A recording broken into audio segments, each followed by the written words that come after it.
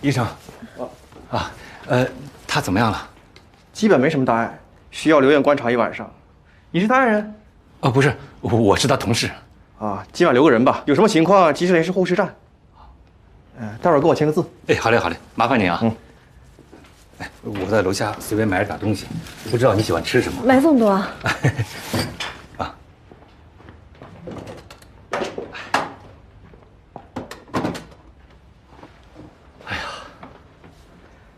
没事就好。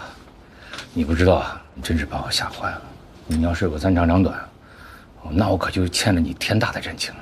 欠着多好呀，这有什么可怕的？欠了你就慢慢还呗。哎呦，你这么大一个人，我可赔不起啊！来来来，那你现在这是担心我呢，还是作为领导害怕下属出意外啊？哎呀，都有。行，那就给你一个补偿我的机会吧。好，帮我以身试法，尝尝。哎呦，这个橘子酸不酸？甜，真太甜了，这个别吃了。你这演技可骗不了人啊！哎，对了，医生不是说晚上需要有人陪护吗？你赶紧通知一下家里人。您是说我奶奶啊？啊？哎，别了，她来了还不够我担心的呢。哦，对了，简总，您可一定要替我保密啊！我跟他说的是我这几天加班。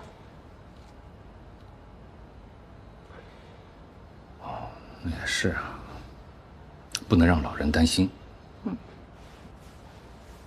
那这晚上怎么办？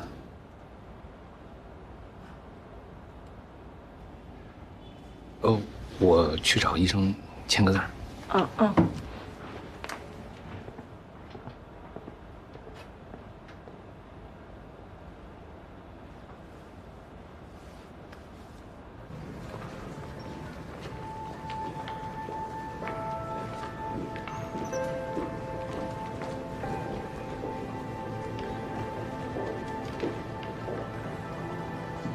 陈律师，找我有事情。之前我们是不是见过面？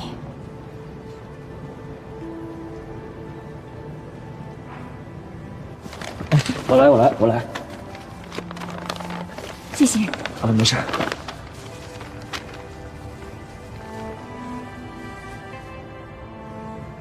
你是不是给我寄过什么东西？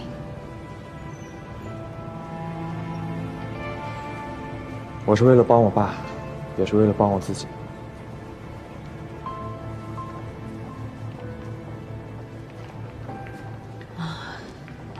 事情没有你想象的那么简单。我觉得你最好不要掺杂太多了。成台远比你想象的要复杂的多。你多虑了，我总归是要出去学习的。成泰是个挺不错的选择。陈科，陈律师也在啊。主任找咱们有事儿，走啊。好。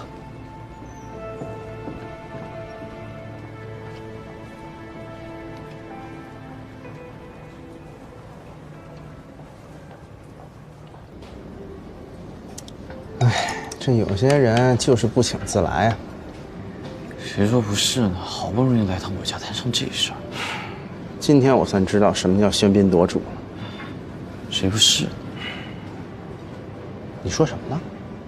我女朋友好不容易来一次我家，正好赶上我爸我妈每年一次的南下巡查。没打起来？差不多吧。那你女朋友什么反应？问题就在这儿，她一点反应都没有，还反过来安慰我。这就是姐弟恋的魅力，看看人家多成熟啊！这样也好，我对她也没有秘密，挺好的。哎，谁夺了你的主啊？别提，提起来我就生气。今儿绿鞋普法活动你怎么没来？我又没转正，我去干嘛？那是你师傅不会来事儿。今天老黄可就带着实习生来的，这陈科的狼子野心藏都藏不住。没想到你们黄主任还挺愿意带新人的。要不你来我们成泰得了？这李公明不重用你，没准在老黄这儿你就是香饽饽了。你呀，你不当律师改当猎头了？咱哥俩在成泰双剑合璧不好吗？不管我在哪，咱俩关系都不会变的。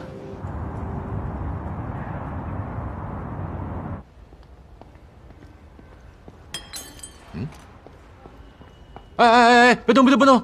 怎么回事？你哎，慢点，慢点，慢点！怎么了？你这是？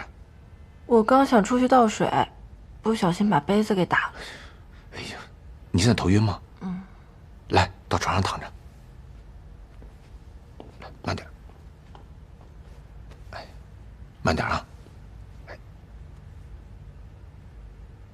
来，慢点。哎呀，哎呀，你呀，下回有什么事跟我说，我来做，啊？嗯。哎呀，哎呀。啊，我再去倒杯水啊。嗯。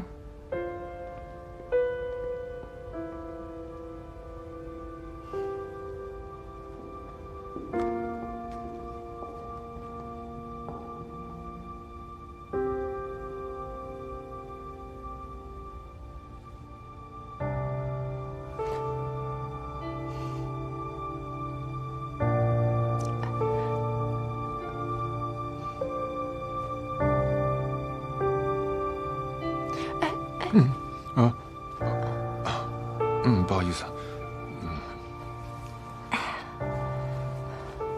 简总，这一晚上呢，你这硬挺着怎么行啊？没事。哎，来，哎呀，我往这边挪挪，躺上来。不合适啊。这有什么不合适的？刚才要不是我拖着你，你吧唧就睡地上了。一会儿我要睡着了，可真没人接着你。赶紧上来吧。别，不合适，不合适。哎呀，赶紧上来，躺着舒服。来来来。那不好意思。没事儿。哎呀，盖着点，别冻着。哎呀，还是躺着舒服啊。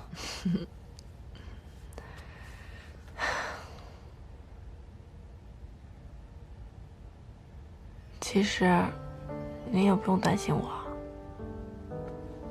自从我工作以来啊，我就在大大小小的工地上来回跑。有的时候累了呢，就在临时宿舍里靠一下；有的时候，办公室里休息一下。你呀，一个女孩子，做这行啊，太辛苦了。我知道，我又不是什么名牌大学毕业的，从小呢也都没有离开过延吉。我要是吃苦再比不上别人，我拿什么跟别人拼啊？哼！是啊，拿什么跟别人拼啊？哎，我呀，也想在这个地方干出点成绩来。这样，等我回到了静海，我就能够有一个更好的发展。那起码你看得到将来啊。我都不知道什么时候能离开这里。我的愿望就是希望去静海看看，也到别的城市看看。你这个愿望我可以满足你啊！你想去静海旅游啊？我全包了。真的假的？哎呀，这多轻松的事儿！哎，我去静海的全部费用你全包了？哎呀，全包了。来，拉钩，拉钩，盖章。你说的啊，不去反悔，说二算话。哎呀，不反悔。太好了。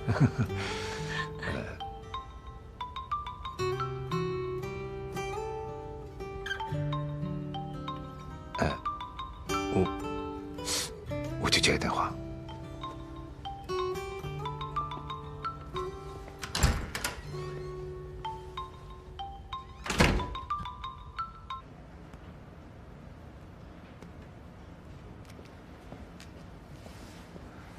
喂，喂，我还在办公室呢，你还没睡啊？啊，还没呢。你还没回宿舍呀？今天要处理的事情比较多，还没弄完呢。那等你不忙了吧，我想跟你说说爸爸的事。哦，好的。哎，洋洋呢？洋洋已经睡了。别熬夜啊。哦，好，晚安。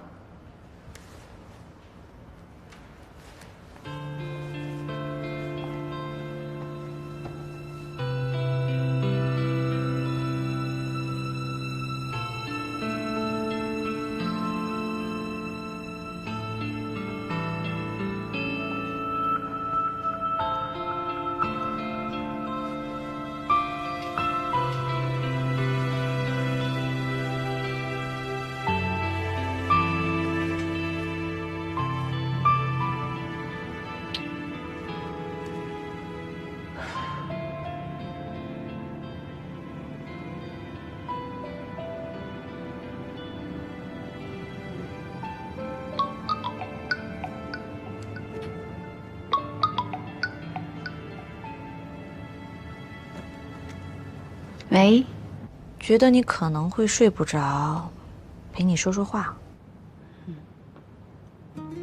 你也有了慈母心呐。我只是不忍心让我的搭档一个人独守空房，思考这么复杂的问题。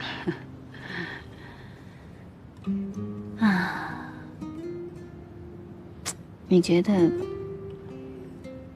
我跟陈科应不应该相认？认不认，都是你弟弟，不是吗？那倒是。你要学会把复杂的事情简单化。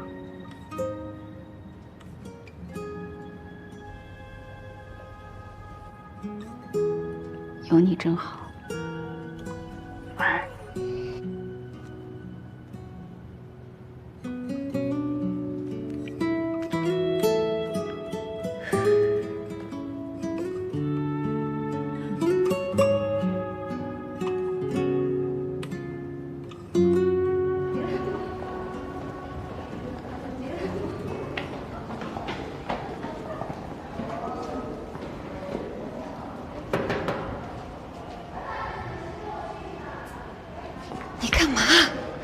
找你有事儿呗？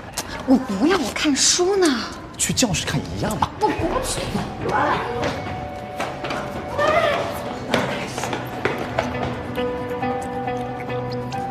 这么晚来着？没事啊，现在没人嘛，看书安静。哎，哦。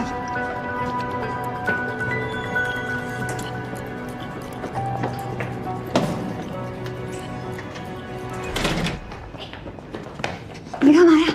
来这么快？你还真以为看书啊？那是干嘛？哎，你干嘛呀？亲一个嘛。不行，不行！哎呀，不行！就亲一下嘛。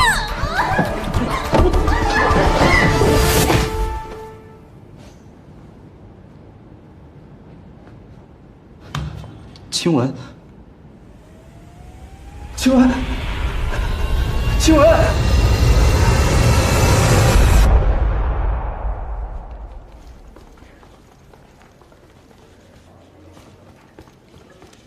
8准的信息，高级合伙人竞争已经开始了。啊，看来这场仗算是正式打响了。我了解了一下，目前呢是贺律师业绩最多，每年都能超过1500万，其次是蒋律师，努力的话也能超过。律所里的其他律师呢，每年将近1000万。所以从数据上来看，我们必须要超过1000万，才有资格跟贺律师还有蒋律师竞争。那我们现在赚了多少了？好问题，400万不到，其中有200万还是张匪兰子得来的。还是离婚案赚钱呀？照这么搞下去，我们5年都做不到1000万。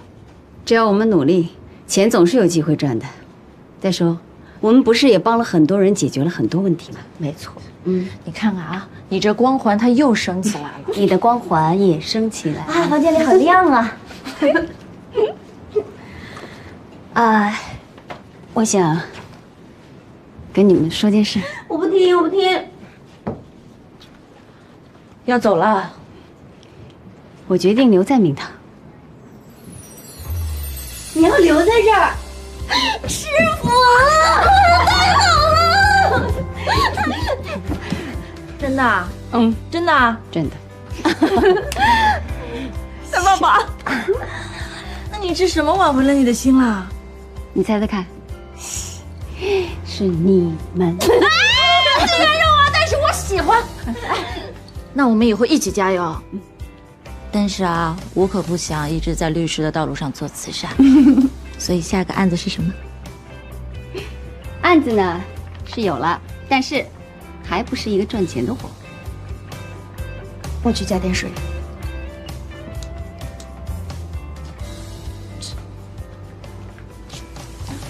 我也去加点水。又赚钱。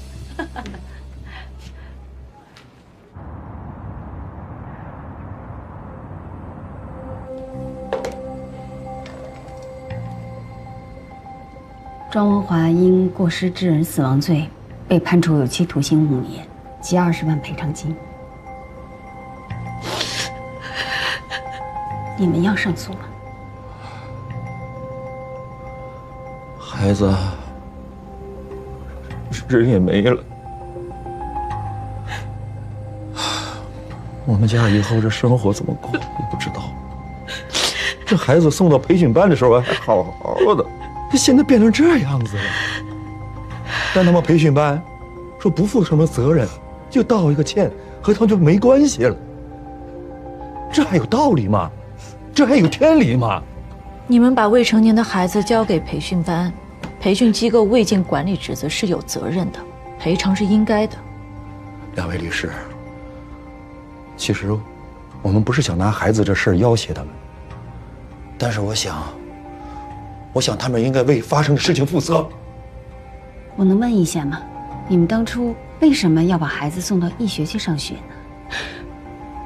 我们在县里一起做生意的，他们的孩子学习成绩在学校的时候都不是很好，但是选择出国留学这条路，回来以后发展都挺不错的，至少找工作的时候，别人看你是海归，都会优先考虑。晴雯在高中3年，成绩都不是很理想，我们俩就想着她在国内顶多上个3本，还不如出国留学，给她一个好的前程。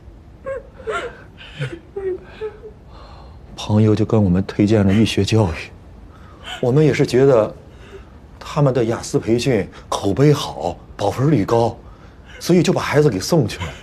谁知道会这样？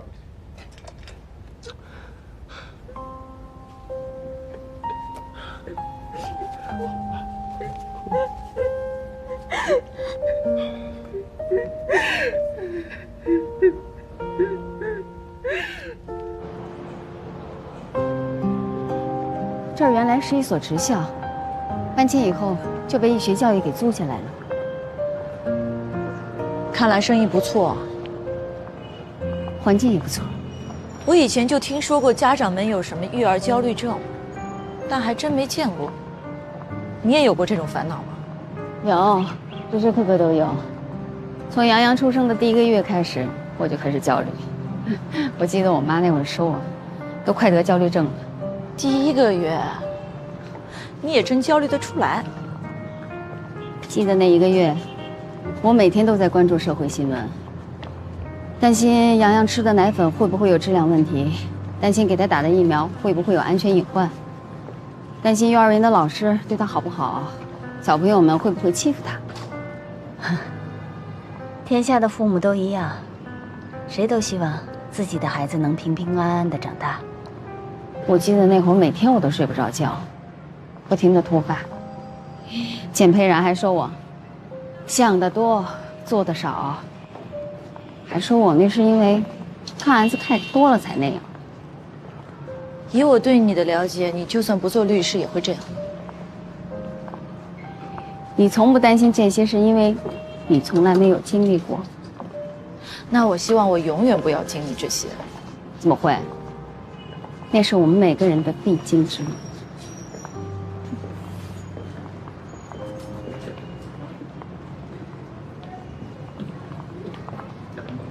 506教室，当时案发的地点。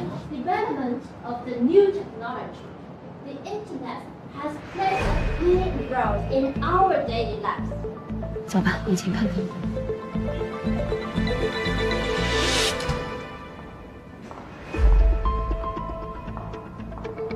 许清文被发现的时候就躺在这里。据庄文华交代，因为害怕他在案发之后将许清文移动至此，当时许清文应该还没有死亡。如果当时学校能够及时报警，好好找一找，很容易就能找到。 506是我们雅思冲刺班的专用自习教室，晚上从来都是不锁的，一般会开放到8点。时间到了就有老师来催，但也就催一下。有些同学可能会学到凌晨12点。雅思有什么好冲刺的呀？那你怎么打算呢？是想绕过高考直接去留学吗？对，一本考不上，我爸妈一气之下就决定让我准备留学。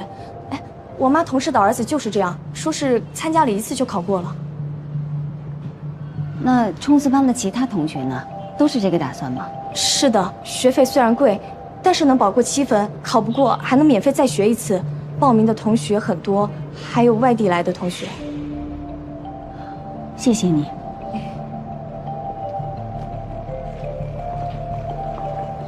宝宝，这是给你的奶茶。谢谢宝宝。那个，我课着等你。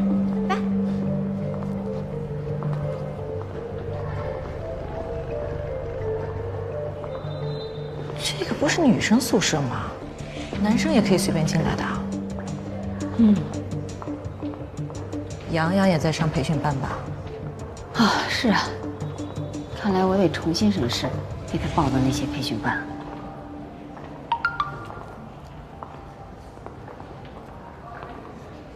天猫说，我爸爸的案子有新进展了。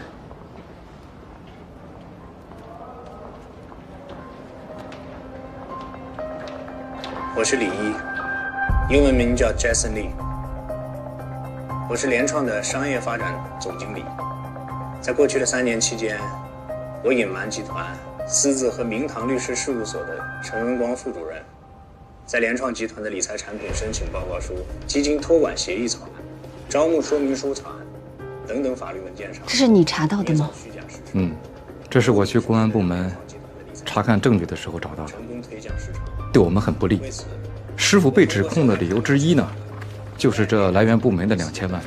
也就是因为这2000万，师傅被怀疑与集团达成交易，对于联创集团涉嫌非法经营罪充耳不闻。可是之前的资料上并没有这段视频啊。我愿意为此负上相关的法律责任。现在除了这段视频，还有证人的资料、证词的文字档，再没有其他的证物了，对吗？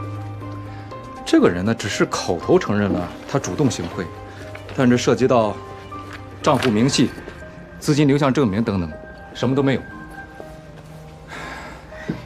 我想，如果一个人拿自己当做陷阱，要么就是有其他的目的，要么就真的是有这件事情。爸爸知道这件事吗？师傅的身体刚刚恢复，我打算过几天告诉他。 留给我们的时间不多了。我知道你有压力，但是请你相信法律。我想事情在没有完全的盖棺定论之前，法官应该不会轻易相信这么一段视频的。我知道，师哥，辛苦你了。啊，对了，那天张青兰找到我，说起了陈科，你弟弟的事情，他也在调查师傅的案子。对。 前几天参加律协的活动，我碰到他了。他现在在成泰。成泰。上次师母的资料是他给你的。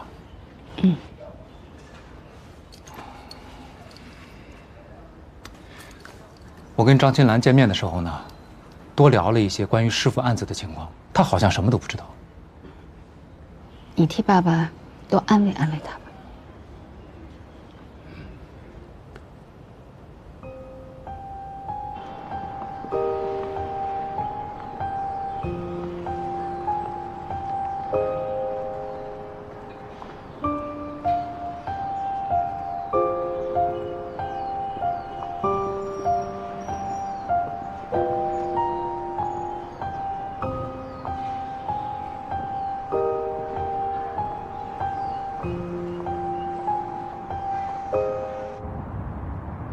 审判长，我整理一下有关于今天我方提供的证据。第一，女生宿舍大门监控视频截图。案发当天11点55分，庄文华从宿舍中带走了徐清文的时候，宿管已经入睡，并没有发现两人出走。图上可以看到，11点43分的时候，庄文华随着3名女学生刷卡进入宿舍，避开了宿管的视线，宿管不在位子上。你干嘛？找你有事儿呗。不行，我要看书啊。去教室看一样吧。我不去。走了。义学教育宿舍只有1名宿管，虽然宿管会24小时在班，但会有因巡楼、清洁以及个人生理需要，出现在岗不在位的状况。平时只要有人刷卡，也能带男生或者是外人随意进出，即使是在规定的门禁时间，晚上9点以后，学生仍然可以刷卡进入。这是对学生住宿安全的严重管理疏失。这么晚来着？没事啊，现在没人嘛，看书安静。哎。哦。